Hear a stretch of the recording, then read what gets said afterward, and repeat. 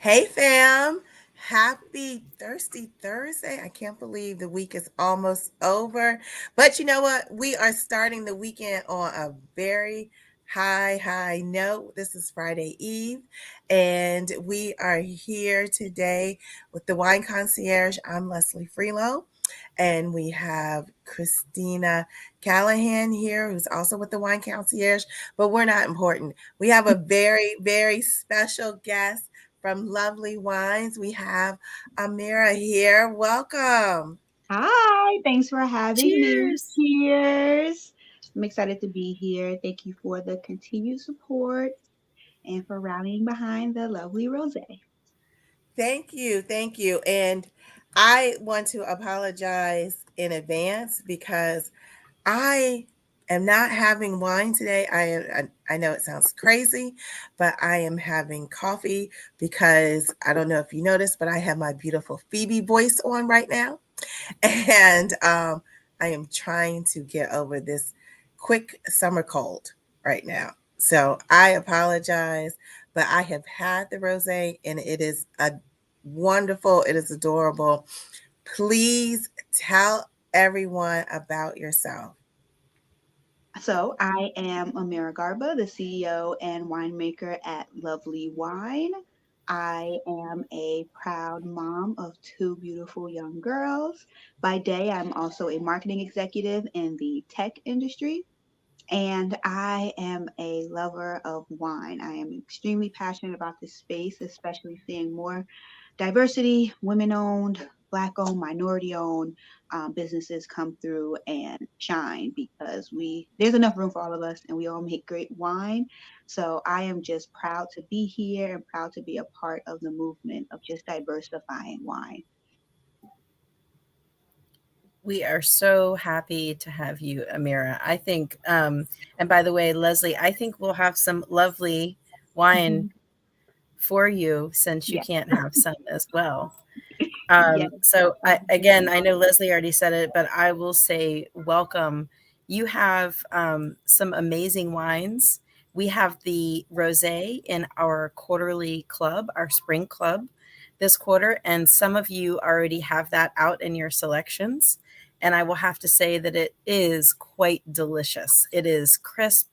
It is juicy. It just makes me want to go in for another sip. It's great for all around everyday sipping and a wonderful food wine. So please tell us a little bit about this wine that we are experiencing for those that do have it in our club membership, and for those who don't, who may want to get it. What should they expect? Tell us about this fabulous wine. So I am very, very proud of this rosé. This was actually the first wine that I released from the Elevate collection. So back up a bit. The Elevate collection is my first time doing a full collection. Up until now, I've released one wine at a time for the most part. And sometimes you would have a couple of wines out at the same time when I first started, but I've never released a full collection. And this time around, as I grow and scale the brand, I really wanted to come out the gate with something for everyone. And so I kind of teased with the rosé because I honestly am not a rosé girl. I'm a big, bold red girl. But this rosé is a red wine drinker's rosé. That's what I like to say. One, it's not your simple rosé. It has complexity to it. Like you mentioned, it can pair well with so many different foods because of the great acid on it. Um, I'm talking peaches, strawberries, cherries, some spice. Um, it is so refreshing. It is so balanced. And again, I'm just surprised at how much it pairs well with so many different types of food. And I think that is a testament to being a great wine because it can stand on its own. And for it to be a rosé, I think I'm just really, really proud of it. What are the grapes that you have in it? Oh, so we have Carignan, Mourvedre, Grenache, and Cinsault. Ah, some classic Southern French grapes. Yes, exactly. So it's definitely a Rhone style rosé, which again, yes, these are a lot of grapes. There's a lot of grapes, and these is four different grapes. And I think typically the rosé that some people are used to drinking here in the States is simple, one grape, maybe two. So I'm really, really proud of the blend here. And I think that's what gives it its character for It is sure. complex. It's Mhm. definitely layered, so it kinda gives a little bit of surprise. The more Mhm. you drink it, more things are expressed. It has some beautiful ripe red fruit in it, like you said, a Mhm. red wine lover's rosé, but Yeah. for those who like sweet wines, it's Mhm. not a sweet rosé, but yet it has this beautiful transition, I think, that would just appeal to a lot of sweet wine drinkers as well. Absolutely. I think it's so approachable. It is so approachable. So even though someone who loves a red wine will enjoy it, I've had so many people who are like, I only drink sweet wines and love this rosé. And I think that's because it is very fruit forward, right? It's not, even though it's dry, you get a lot of sweetness from the right fruits. And I think it kind of tricks you into thinking it's sweet, but it's not. It's a full dry wine.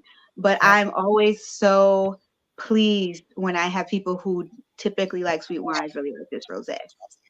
absolutely. Now, you had mentioned the word that was your staple wine. Was Mhm. you said the rosé was kind of like a staple wine for you?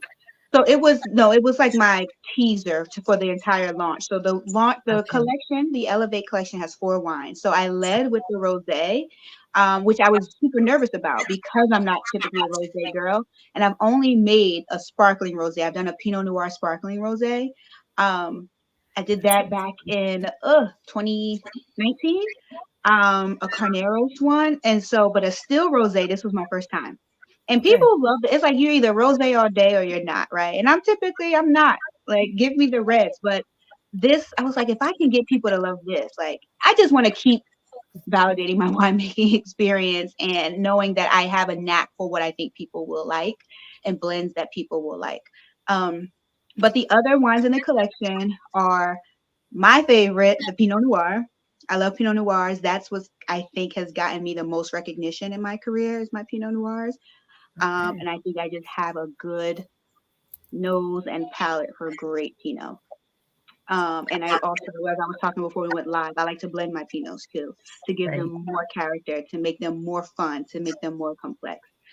I also have a Chardonnay, which is 100% stainless steel, and that's actually out of the um, Lodi area. And then I have a blend that was more of a surprise. It was primarily Petite Syrah. So that makes up the collection. So we have the Regal Rosé, the Lux Chardonnay, the Pure Joy Pinot, and the Winemaker Select Blend. And all of my wines are named, their names are symbolic for me. They all represent purpose and passion and encouragement, manifesting. If you go back and look at all the names of my wines, I give them all a name because I want people to see the journey. So my first few wines, even though I didn't release them at the same time, I called it the Journey Collection, just so people know that's where I started. Those were my starter wines as I was trying to find my way in life and in wine. And now I have this collection that's symbolic of me going to the next level. Like, I don't think you should be doing anything in life if you're not passionate about it and always want to be the best at it. And I'm growing and I'm scaling and I want to go to new heights. So this is my way of showing that and displaying that and exemplifying that. So we were having a little technical difficulty, and that's why I kind of looked a little preoccupied.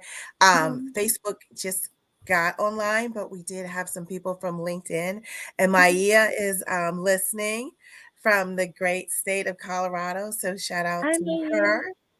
her, um, who is always really a excellent wine person. And then we also have Sharice also locally from LinkedIn as well. And so we'll try to get those comments. So I apologize that I just was trying to get Facebook back in, but I was paying attention, and you were talking about your wine journey, but can we just back up a little? Because we got straight into the wine, which I love and appreciate. But let's talk about, how did this wine journey begin? Of course. So the wine journey began officially in 2016. So I am in year 8. June 3rd, my birthday will be year 8. when I got the LLC. And that LLC came about because I was on a journey of self discovery. I was feeling really stagnant in my everyday life. I was feeling like a robot, like I was just on a robot mode and just doing everything that I thought I should be doing or was supposed to do. That included my family structure, that included my job, my career, but nothing was bringing me joy. And I knew life was about more than just working and taking care of kids and taking care of a home.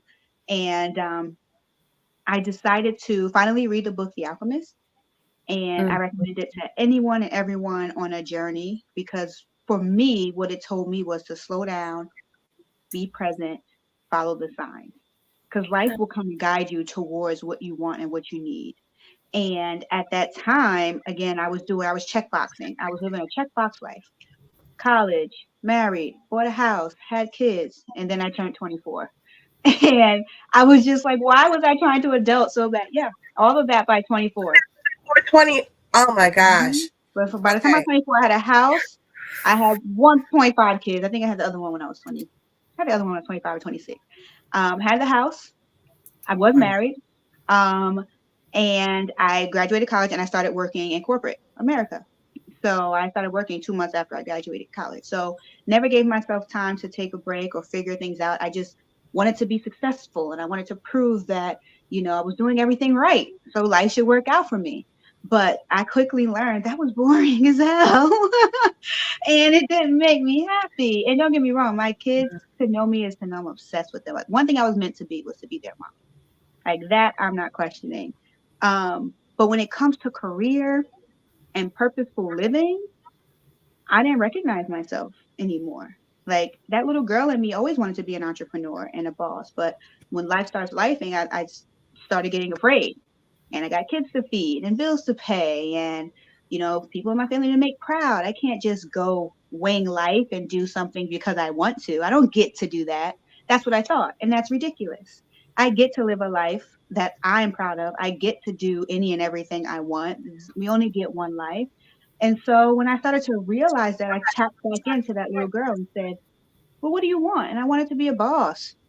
Well, what do you like to do after I read The Alchemist? It's like, well, stop overthinking. What do you like to do? I like to drink a lot. And I don't apologize for that. Okay. But in all honesty, I was finding myself when I was trying to find those little bitty moments to myself outside of kids and career and home. I was just like, this wine stuff is interesting. I was going to wine tastings randomly. I was finding time and I shouldn't have had time to do all this, but I was finding time and I took that as the sign to say, maybe this is it. Cause I was getting a spark. I was finding joy in learning about wine. This little grape that is just a grape can turn into so much. And I love to be social. I can talk to anybody. I love what wine does in social atmosphere. So one day I was on a train ride into New York City where I worked. I had a very long commute for 10 years. So I had the time and I said, I'm going to start a wine business.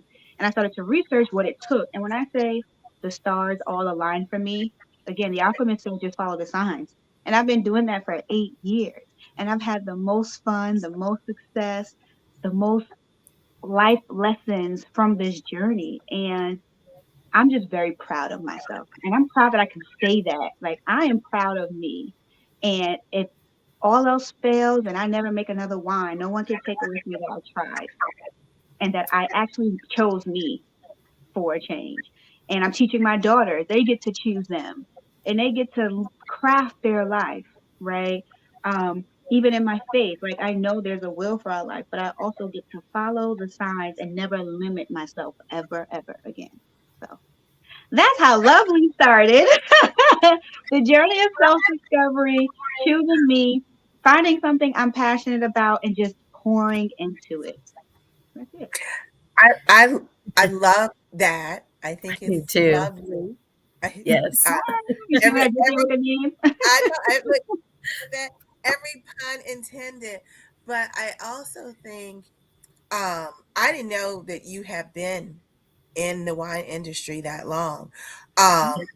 And I think that's a testament to people who are like, oh yeah, I want to make wine, I do wine, or what have you. Mhm. Um, it takes a while. The come up. takes a minute. And I often say Beyonce was not always Beyonce. Beyonce was 20 some years in the game before she became Beyonce. Like, Like you know, she's been people doing this think it for happened. 20 plus years. If you look at some Right. of the most successful people in the wine industry, especially women of color, a lot of them are just getting their just due. They've been here for A years. So I while. don't get down on Yes. myself. There are people who are making waves. They just came out last year, 2 years ago. I've also done it at my pace. Remember, I have a career and I like my bills being paid and I like vacation time and I like benefits. And so it started off as a passion and me saying, can I do this? And then I've just been building slowly until it's time where this was the year that God said to me, go harder, go forward. But when I look back, I've been consistent. Even if people didn't know me, like I forgot all the things I've done, the people I've gotten to meet, the articles I've been in, the people I've exposed to wine, even in my small batch producing self. Like I've done some things and I'm Hmm. trying to do more of that. I'm trying to do more of like being proud of those moments versus I'm definitely a keep going. What can I do next? How do I get bigger type of personality? But when I didn't realize I'd been here 8 years and I had to sit and think, well, if I look at pictures from 2016 and 2018, 2020 is really when the birth of support Black businesses happened. So that's what put me on the map, Mhm. per se, for some people who know me. Um, but before that, I was just trying to figure it out. And I'm a sponge. I want to learn. I do want to minimize the risk, right? I want to make sure I can still provide a life for my children. I want to learn as much as I can. I'm still learning. I'm still wish that I knew some things before I jumped out, like compliance and all the laws and the red tape, because that's a lot of the reason why I think it's taken me so long. I can see Brandon. Hey, Crump. He said I could do it at my own pace. Yeah, because the minute I try to compare and compete, I lose my story and my journey. And I think the biggest selling point of LoveLee is my journey and my story. And no one else has my story because it's mine. And I just gotta trust. And that's hard for me. That's my work. I have to trust that everything is gonna work out how it is if I keep being true to the brand, keep being authentic, keep being passionate about it. I'm still here because I'm still having fun, right? Doing it at my own pace and yeah, I don't want to compare. And if I even if I do, some of the people who are successful, they've done it for years. They've had failed launches and they keep going, right? And I think the most successful person is always the one who keeps going. So how do you do that? Like Where do you how get it from? Where yeah, where, where do where you does where does that come from? The the pure will to keep going. Yeah, I mean, because we all have, I Yeah, mean, the wine concierge has never had a failure, but if we right there. did have a failure, where would that inspiration come from to keep on Yeah. moving? So I'm not gonna lie, I have my moments where I'm like, this is a lot. Like, especially trying to make moves in an industry that was never set up for anyone who probably is not a white male to win in. Let's be honest Mhm. about that. Like, they've dominated it. So you have all of these hurdles. And sometimes I'm like, this is too much. But then, like, I follow the signs. I'll get a live request or someone who wants to partner or an online order or a meeting with someone and we ideate and I get more inspiration like and or I see what I'm doing for my daughters and how they just want the best for me and they know they have a fallback plan if law doesn't work out they have a business they can have right like things like Mhm. that. Right. Mhm. And I have such a vision I can't stop until that vision is complete or until I literally God himself yanks me away from wine. Something harsh has to happen. But I have such a vision and I believe in vision, I believe in mission statements, I believe in passion. And I wouldn't have been able to do all this so far if it wasn't meant for me. That's how I feel. So even when I get down, I have a lot of great people around me who remind me of who I am. And those moments where I'm like, it's time to quit because this is too much. Someone will call or someone will write or someone will post. And it's like, okay, God, I'm supposed to keep going. You're not ready for me to quit yet. But it's hard. But prayer, faith, as cliche as they sound, like they help. You have to. Entrepreneurship is hard. That is why I'm still a careerpreneur. Like I still have to work because entrepreneurship is not for the weak. It is not easy. And if it was easy, everybody would do it. And that's why everybody doesn't. So it's like those reminders of like, I'm doing something that everybody can't do. And that's just being honest, or they don't want to do. And I am doing it. So it's a privilege and an honor. So I have to honor it until I can't anymore. You hit the Until nail on the head. Because you'd said in there 8 years, like I 8 years. What, that was so surprising. Like it just came and went 8 years. And that tells me that, all those 8 years for you have been kind of like a blessing, is what I'm hearing. Honestly, if you like what you were doing before, you blinked and you weren't really doing for you, Mhm, but everything was it seemed like extra hard. You were checking all the boxes, but you weren't getting the joy, you weren't getting things out of it that you really wanted to get out of life. mhm. And it sounds like, I mean, if you were on the wrong path, I don't think you'd be feeling that way. And I don't think you'd be able to pull from those different places and to keep doing what you're doing. And I hope that you do, because so far what you're giving us with what you're doing is really, really awesome. So Appreciate I'm that. excited for I you. appreciate that so much. It's funny. I keep hearing a voice in my head now. Leslie, Desiree. She said it at the dinner to me. She was so excited, and oh my God, her passion like refueled me too. Because she's like, please stick around. I don't know if she even remembers her saying that. She was like to me. She pulled me to the side. She said, please stick around. She's like, I know it's hard, but we see a lot of brands come and go. She was like, please stick around. So sometimes when I quit, I hear that like, Amira, please stick around. I make great wine. I know I have great product. Wine selling is hard, right? Especially now that I want to grow. I'm in the most restricted industry, the most competitive industry. There's a new label every day. There's stores on every corner. It's not easy. So passion, like I really love wine. I love learning about wine. I love teaching wine, and I still get joy, Christina, like you say. So even on those days I'm like, it's hard, I look at things that I've done like, oh shoot, I did that. Like, Mhm. so it keeps me going for sure. And Cheers I'm to you. trying to not quit. No matter how hard it gets. Cheers, no Cheers matter to how hard you. it gets. Yes. Yeah. At least you have wine to drown your sorrows. Listen, I try not to drink by myself because then that can turn into a problem. But There are worse um, things. yeah, It's, on those bad days, I open the bottle. it's called blending. It's called a blending exercise. That's what it is. That's what I'll tell my accountant. Speaking So, of blending, oh, go oh, go ahead. Mhm. ahead. Uh, No, I was going to say, Alicia has joined us, and she was talking about the Pinot that she was yes. been waiting to try it, and then Christina is excited to try it. So I know you had talked a little bit about the Pinot, but can you talk more about the Pinot? And I think Christina was leading to your surprise, because you always like to surprise us. Love a Your surprise. surprise blend. Yes. So the women who want the Pinot, I hope I see an order from you tonight on loveleewine.com. Please go get the Pinot. Um, so I like to call myself a Pinot snob. I like Pinot Noirs. I just think they are a Mhm. joy to sniff, a pleasure to taste. They're always so pretty, the perfect color. And I like Pinots from all over. Like one day I hope to make Pinots from all the best places. Burgundy and Oregon, Washington. But right now I make California Pinots. My very first Pinot was the Pursuit Pinot Noir. Again, I like to name things about journeys and keep going.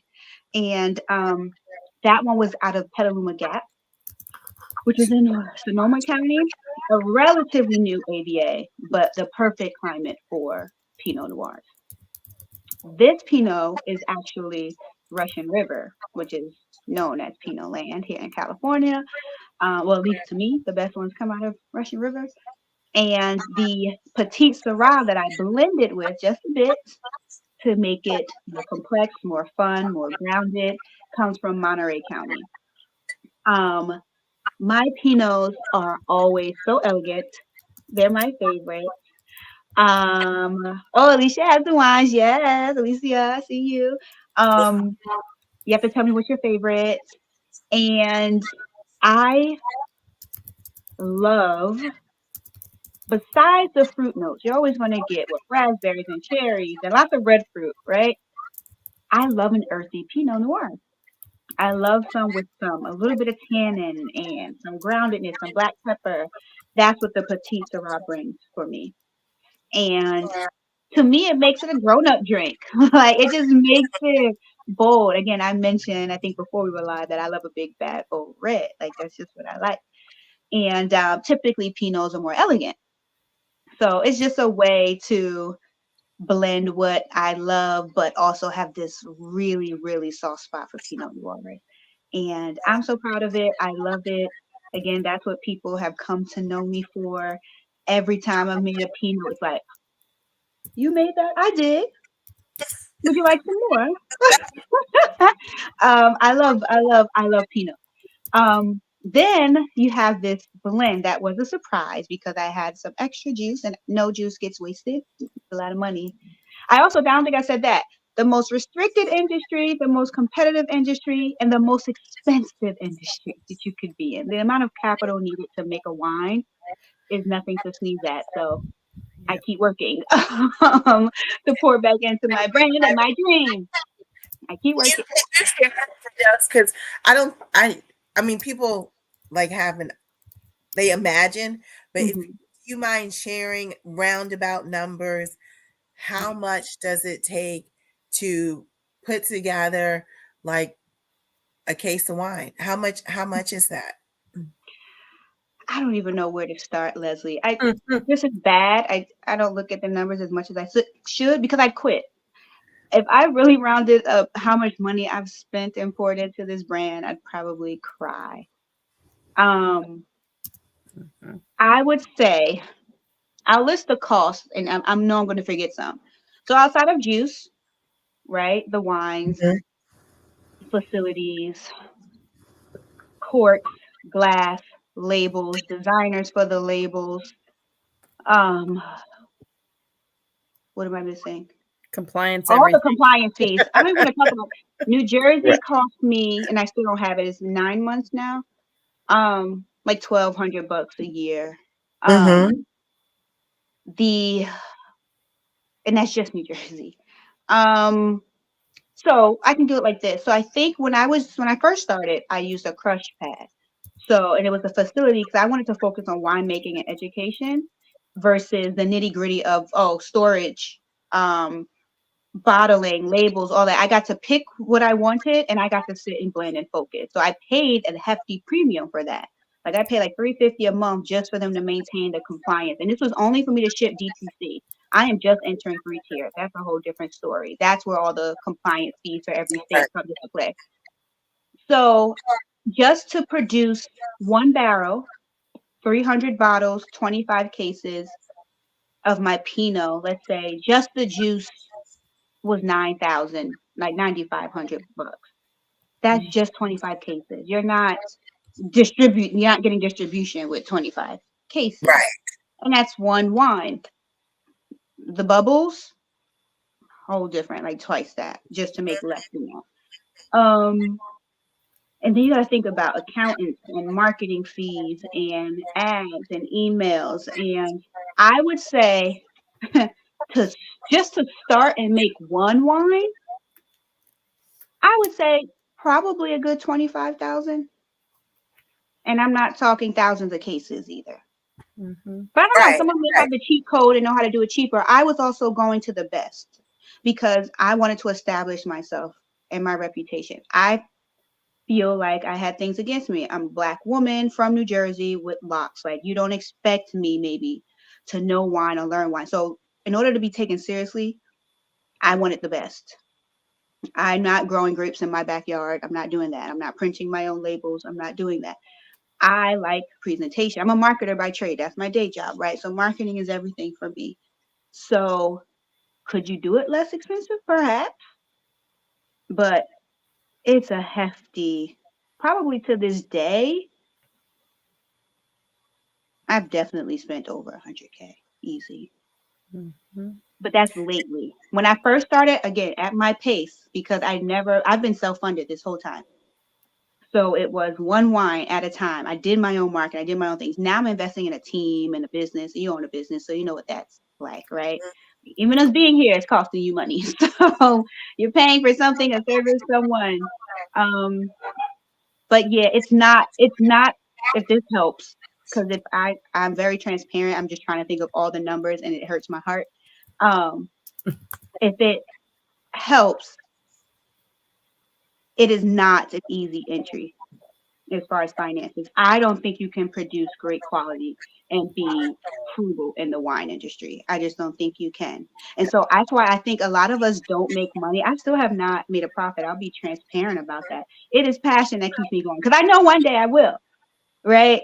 But it is just such an expensive industry to be in that by the time you price this $24 bottle of rosé, I'm not necessarily made that back until I can get the production up to make thousands of cases. That Right. will make more sense because I can't price it at 50. $50 may help me, but that's not smart for the business, for the industry. It's just not smart. So that's one of the reasons why I'm entering 3 tier and then I pulled away from the crush pad and I'm doing a lot more on my own because I had to get my costs down in order to make wine and try to make the dollars make sense because I can't do this too long without making a profit. Like that's just silly. Right. But I've been learning at this whole time. I've been worried about product. I've been building a reputation. This is my strategy. You can never say Amira's made a bad wine. I've never heard it. I'm just going to be confident in that. I have great marketing. I do great interviews. I have a story. Now I'm focused on the money and the business and how do I grow without going to the poorhouse? It is expensive. People want free wine all the time. Can you sponsor? Can you sponsor? And it's like, well, how do I make money if everybody wants a sponsor? It's hard. Can you say It's that again? Can you say everybody, it's like the amount of sponsorship requests I get from people who are having events for 50 people and they want free wine. And it's like, I don't know who spoiled you all, but I don't make money. Like this cost me thousands of dollars to produce, right? and Just my technically, fee, yeah, yeah. for the winery, just to be there and test the wine and all that. I pay like 2,000 a month. Like it's ridiculous. And I What I'm don't gonna understand say the is mentality. Like this isn't t-shirts where your costs are low. It costs a lot of money. I can't just give out free wine. And it's so hard. That's been probably the hardest thing is educating Yeah. consumers on the value of wine because they just see the $12 to $25 bottle, or if they really love to spend wine, they 35 to 60. But the amount of work that goes into it, the amount of people that have to get paid, the laws, the loopholes, the hurdles, all of that that you have to go through, and you want me to give you 2 free cases? I can't. I just can't. I can't. You Unless well, can't it's just replace it.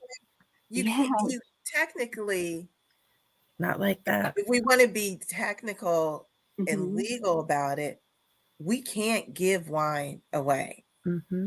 by law. We can't give wine away.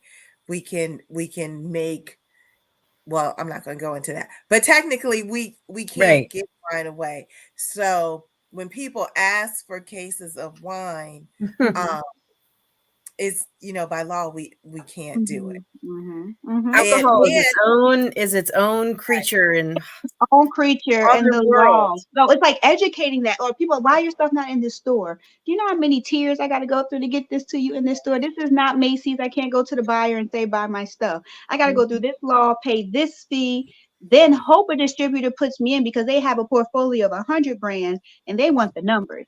And it's just, yeah, y'all And then making when me you run out of the product, you have no more product until the next round. It's for the not like next year. So next I'm year you like, just can't. trying to learn that part because again I've been so small Mhm. batch and been able to make such ways with people didn't realize I was only making 25 cases of each wine. So I think that's a testament to the how marketing works and how I sell my story, my brand. People didn't realize, they thought I just had wine everywhere and I'm like, no, but I'm just this. You just keep thinking that though, You Amira. I've got can wine everywhere. I've I got it do. everywhere. No, it's going to be a national brand pretty very very soon. But it's yeah, it's a lot, and just to get more wine. Like I don't have as much, like my lowest inventory is really my Chardonnay because I didn't have a lot to start with. But to know I can't get more of that till February, baby, it's like, what do you do? So I'm learning that part too, because distributors don't want to Mhm. hear that. They want to hear that Yeah. you can keep going. It's not just Mhm. me anymore. So it's a lot, y'all. It's a lot. But you're doing it. You're I you're am. doing it. No You quitting you are allowed. doing it. I won't quit. I love it. I do. It changes every day a little bit, doesn't it, though? I mean, I think that's one of the really awesome things about this industry. It's not just about drinking wine, although if you're drinking your own wine and you're really loving it, that's a great thing. And if Mm-hmm. everybody else is loving it, that's even better. Mm-hmm. But there are so many interesting things. It's such an evolving industry, and every year you never know what you're going to get. You don't. You don't know what weather you're going to get. If you're going to get a pandemic, What are you smoke, going to have to fire, work with? frost. Right. You don't know any of that. You don't know. They've been saying the wine industry is dying for years now. They're saying people don't spend enough money on wine. Millennials want everything in a can, or they want vegan this. I just don't believe that. People are going to drink until the end of time. It's just, do you have something they want to drink? Right. Right. Yeah, 100. Everything has a rotation, and there are talk some about it. things that are just not going to go out of style. I agree, Christina. I Mhm. agree. Great wine, I think, will Not never. for me, anyway.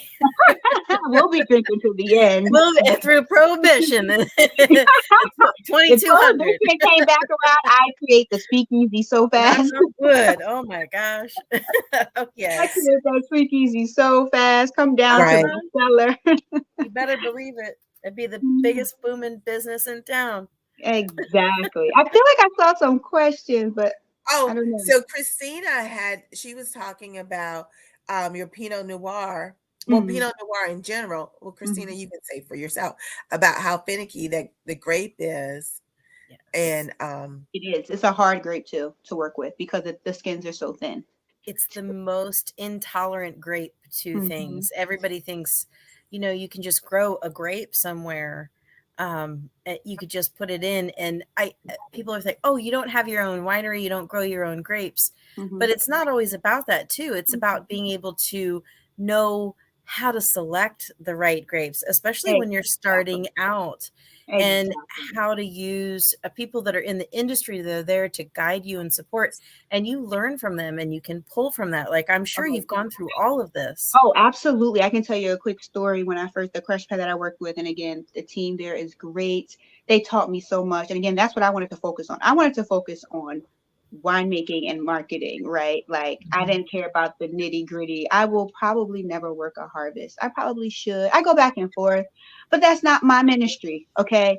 Being out with the grapes, everybody has their place. There yes, are winemakers who just want to be in the vineyard. They can never make a successful wine, right? Company, because it's just not what they do. They want to be in nature. And there are people who, I Right. think, like me, who do great blending. So, for example, I was working with one of the winemakers on my first white blend. That one was called the Journey Blend, and it had everything but the kitchen sink in it. Primarily the Verschmeter. It had Pinot Gris, Chard, Sauvignon Blanc, Viognier, and Grenache Blanc, I think. Wow. oh my And goodness, but I remember we were sitting and we were blending, and I remember now this winemaker, he's just retired. That's how long he was in the industry. Eric, he was amazing, taught me so much. And I'm sitting there and I'm like, that needs 2% Chardonnay. He's like, no, you really wouldn't put that in this. I said, it needs 2% Chardonnay. Blended the Chardonnay into it. It was like, oh, and was shocked that I had actually, this newbie was like, actually, that's really good.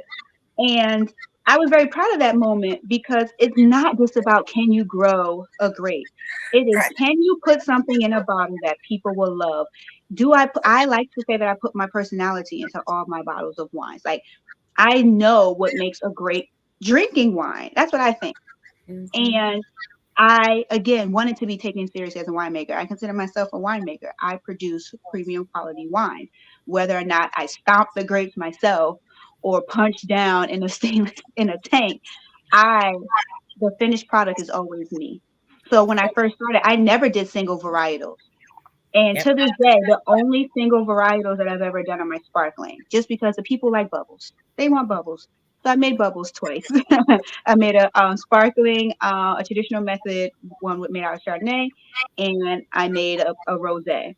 But I like blending, because I want you to know that I'm putting my heart and soul into these bottles. Like, this, nothing against, white labeling or anything like that. And I still to this day, like, I'm not against it. But when I first started, I wanted people to know I do this. Like, It's I not do just this. about what the grapes can do, but also what you can do with those grapes. Mm-hmm. And I think that's important to have your own voice in those wines that you put forth.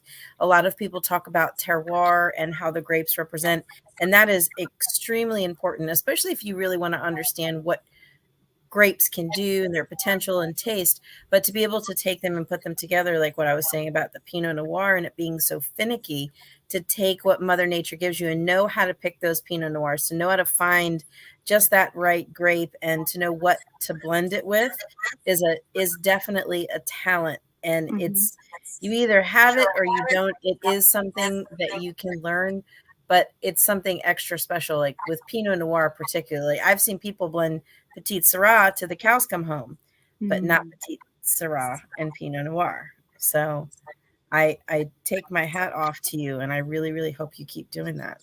Thank you. I appreciate that. I appreciate that. Shout out to the team that taught me everything and let me experiment and taught me how to experiment. And um, over at the Wine Foundry, they're called the Wine Foundry there in Napa, gave me my start and like was just open to like helping me make my life easy as I learned. And I'm on Do my own you now. do you do a lot of visits to vineyards or check out different grapes? Do you talk to people about what your, do you usually keep and stick with the same vineyards, or are you kind of experimenting with new vineyards? Always experimenting. Um, so when I first started, I was primarily Napa and Sonoma. And with the Crush Pad, they'll tell you who they have access to. And then you try from those vineyards, right? Everybody has relationships with Right. vineyards. Now that I've ventured out onto my own and I'm building my own connections and sourcing my own cork and glass, that part is annoying, but I gotta cut the cost. I gotta cut the cost. Like, who cares about this glass? But it's an important part. Yeah. Now that I'm building my own new relationships and I'm still learning and still open. So I moved to Lodi because, again, cutting the cost. Napa is expensive, Mhm. but my Pinot I could not skimp on. So give me Russian River. I just have to always make good Pinot Noir. I will never jeopardize the integrity of that. And not, but places like Lodi are starting to get their just due because people automatically think all the best wine has to come out of Napa and Sonoma, and that's not true. Like these other places with, I mean, so many more vineyards and so many more winemakers you can collaborate with. Oh my gosh, I'm glad I was exposed. The Roots Fund, I'm a Roots Fund scholar. They exposed me to the Lodi region. And so now my winery where I bonded at, so a bonded winery is now, I literally have my own TTB license and all of that. And it's bonded with this winery in San Andreas. So I work with a co-winemaker there who is like the most experimental out there, and he's awesome. So I like working with people like that, and so he's going to expose me to more vineyards and people that I can work with. But I'm always open to, because again, it's such a climate based, terroir based. You never know. So I think you should always be open to exploring what's out there. But I do also believe in relationship building, and it's super important to me. Kendra's here. Hey, Kendra. Kendra Dion. She says hello. Let me put this up Hi. here. So I want to start a good old fashioned fight. So you you have talked about the best grapes, the best Pinot Noir grapes come from Russian River. What do you say to those people who say Willamette Valley has the best Pinot Noir? Well, you remember what I said. I said I want to make a Pinot everywhere. I just have Okay. no relationships in Oregon. I want to make an Oregon Pinot so bad. Like, Oregon Chardonnay but Pinot for me Noir. to import it and bring it to, now we're talking about, that was a cost I didn't anticipate. I want to be super transparent. Freight. Mm-hmm. Oh, Never had Freight. to deal with freight. For me to get my wine from California to my warehouse that I'm using now in New Jersey, I think I've spent $10,000 total, complete. Just for that, it's like, yeah. It because hurts. it has to be refrigerated, right? It's It not. hurts. It Yeah. hurts so Mhm. bad. $3,000 for the last trip. I think $3,000 before that, plus another two, like $8,000 just for them to take it to this warehouse and then switch it to another truck and then take that truck to another warehouse. And then when I got the juice from Russian River, had to get a special truck to put that in to bring it to my winery to blend the Monterey Petite. No You one think told for me. that money, they bring it to you, right? Nope. Nobody told me. Nobody warned me. These are the new costs that I'm like, what? To Mm-hmm. ship the wine thousands? That's not Prime, Amazon Prime prices. That's not FedEx, UPS prices. Thousands. I nobody told me. If somebody told me, I probably wouldn't have done it. I would have been like, I don't know. I just got to move to California. I don't know. But I'm a Jersey girl making California wines. I'm doing this bi-coastally. It is expensive. Mm-hmm. It is expensive. Sorry, I digress because I just like, oh, Um, that's another cost. People, if you want to make wine, so I gave you all the different ones. Add freight. right, right. Freight isn't in your glass, but it's in your glass. And then people get mad. Like, so I've been direct to consumer this whole time. Again, just got my first placement. Happy Cork in Brooklyn. Shout out to Sunshine. Oh, nice. Yeah. And again, this is my first year of scaling and wanting to enter the 3-tier, but DTC, people don't want to pay $28 to ship wine. I'm like, it doesn't go to me. I have to pay to get it to you. We live in an Amazon Prime world. People want it in 2 days and free. And that's why I'm like, I want to be in distribution. I want to be on shelves. If I had $1 for every time someone said what store, but it's not easy. It's not easy, but it's gonna happen because I am persistent, I am ambitious, and I'm very passionate. So it's gonna happen. We believe in you. Brandon Thank you. says congrats. Thank you, Crump. I appreciate you so much. Who is another Lodi winemaker? Michael I Lavelle. still did Mike Lavelle come out of Lodi too? They do? Yes, Did I know the that? Zinfandel. Ah, Don't make me a liar. Can you Mm-hmm. confirm? Doesn't your Lodell? I mean, your Zinfandel come out of Lodell? I just opened my Michael Lavelle Zinfandel girls' night, I believe. I think. It's pretty darn. It's pretty darn good. He'd Good. love to hear that. It's pretty darn. Yes, he says yes. It is. Okay. Okay. It is. Okay. Yes. Okay. Lodi Thank you. Zen. So Lodi is known for Zens too. Yes. I Mm-hmm. went and I visited. Lucas is a great resource for me. They taught me a lot. Lucas Winery. I think I'm still saving their Zen because they do old vine Zen. There's a bunch of wineries that I like to visit when I go out of there. I like the Lodi. Like I was surprised at how much I really enjoyed it because it doesn't have the tourism that Sonoma or Napa does. But the Mm-hmm. people there are passionate and they're making good stuff. Dry Creek out there. I'm telling you, Dry Creek, Lodi. We That's should do a Lodi. We should do a Lodi trip. When I used to do trips with the wine bloggers, one of their trips was out to Lodi. I think it was in like they usually did it in August or what have you. I wouldn't recommend that, but we should do a Lodi trip. right Yes, after I like. harvest. Yeah, Yeah. I like. Mhm. I go to California. I think twice a year. I still have never been during harvest. I typically go in like I've gone in November and February. That's how I always end up in November and February. But one day I want to work. I do want to work a harvest. I feel like it's needed. Have you guys ever done a harvest anywhere?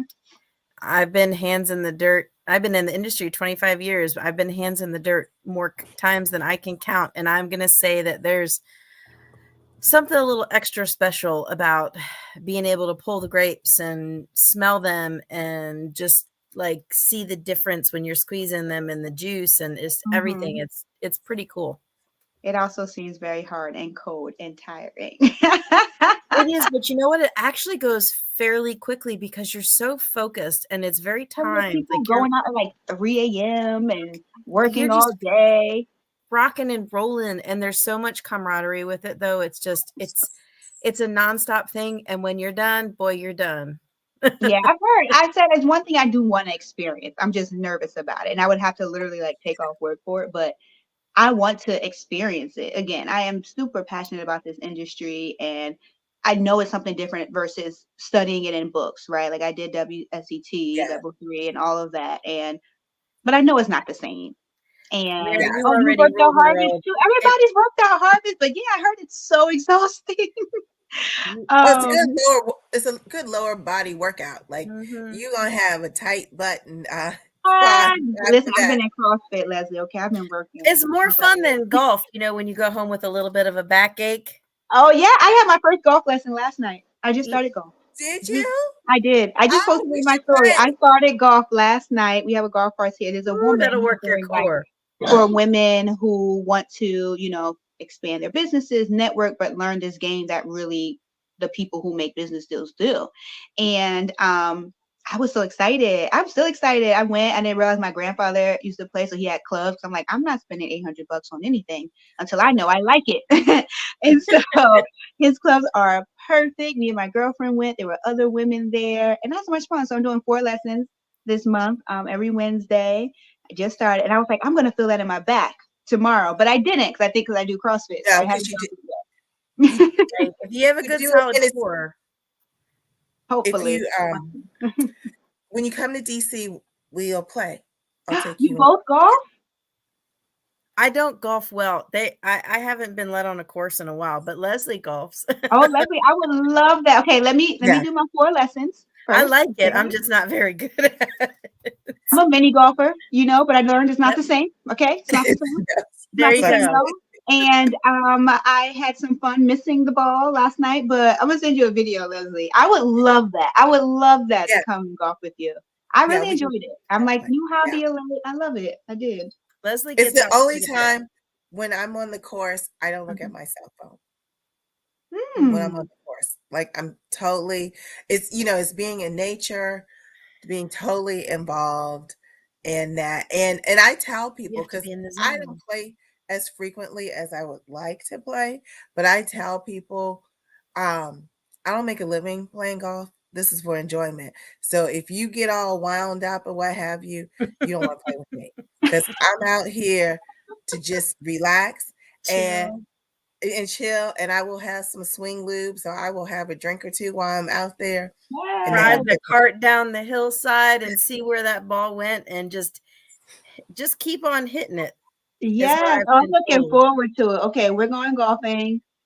I'll pick a date or yeah. something after I get a little confidence, and we'll figure it out and put a date on the calendar for We'll sure. I we'll would love do to. that. I would I love want to. to say hi to Nicole Join from Vent Oh Then yeah. Noir. why? That's my boo. Hey, And she Nicole. joined, and so she's our California girl. She can help us arrange a Lodi trip. I know she doesn't live in Mhm. Lodi, but she can help us arrange a Lodi trip. Mhm. Absolutely. And I know, like, I have a list of wineries that I went to the first time I went and the second time, so I can help with the wineries too. But it's not a lot of places to stay out there. You gotta like figure that part out. Yeah. Yes. A lot of Yes. places to stay. Hey Nicole. Yeah, yeah, I would love that. I would love that. You might know Yes. somebody out there. So we have a few minutes left. We would love to hear what is on the horizon for you before we Hmm. say Yeah, goodnight. yeah. So scaling and growth. I just got my first placement, as I mentioned. Licensing is taking longer than I thought in New Jersey, but I hope to have distribution, be on store shelves, take over at least the New Jersey market. And I just want eventually national a national presence.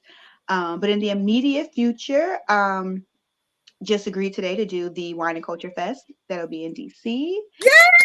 I'm coming to DC. I'm going to come with all that. So you're going to get a feeling of the launch event. So be Oh, prepared nice. for that. If Excellent. you saw the pictures from the launch event, we're coming with the same energy. I also signed up to do Clink Fest in September. That's in Chicago. Um, Krishan Lampley, who owns Love Corkscrew, does that with her Hmm. team. Mm-hmm. I'm doing tastings. I'm still getting hired to do wine tastings. I love being with people and educating and talking all about LoveLee Wine. I'm doing my first in-store tasting though on June 1st. For anybody who's in the Brooklyn area at Happy Court. Again, shout out to them for taking on LoveLee Wine. Um, yeah, those are the big events, the two festivals. I'll be in store on June 1st. And I'm looking to have national distribution. Yeah, yeah, please, please, please, how you can help me do that? Anytime you're in the store, do you carry LoveLee Wine? I had a store reach out to me and say, a couple people have asked about you, want to learn more. Now, it was a New Jersey store, and my license still didn't go through, but I've been given a new date, so we'll see. But if you know anything about New Jersey, it's the worst market. I know that. I kind of knew that, but I didn't really understand how bad it was. It is the worst market for alcohol, and I've been told that. And of course, I'm a Jersey girl. But June 30th is a new date, but it works. I had literally said told everyone at my launch event, just ask for LoveLee Wine. They won't have it, but they'll start to look for me, and they'll make sure Mhm. the distributors carry me because they Yeah. just want to know that people are going to come buy it. So the fact that this small wine shop was like, a couple people have been asking about you, so we just had to learn. That is the best way for you to help me Yeah. outside of ordering the wines, please. And thank you. Mother's Day is coming up, birthdays are coming up. Sip the wine, share the wine with friends. Um, that is just the best way to support. Ask for the wines and purchase loveleewine.com. I am super active also on Instagram. Everything is LoveLee Wine. That's LoveLee. Both my daughter's middle names are Lee, so that's how you can remember. LoveLee Wine. And thank you. Thank you for having me. I hope I answered everyone's questions, but I'm an open book. You can always DM me, email me. Um, I love to help. Yeah, I'm gonna go look at my note. I have a meeting actually tomorrow with my accountant, and she's gonna give it to me hard. Like, you spent a lot of money on that launch. I definitely spent more money than I had on that launch, but I'm sticking to the vision. My word this year is vision. I have a word every year that helps guide me throughout the year, and this year, anything that I dream, I want to make come to life. You follow that alchemist. I Yes. do. It's time to reread it. I've read it twice, and I get something new every time.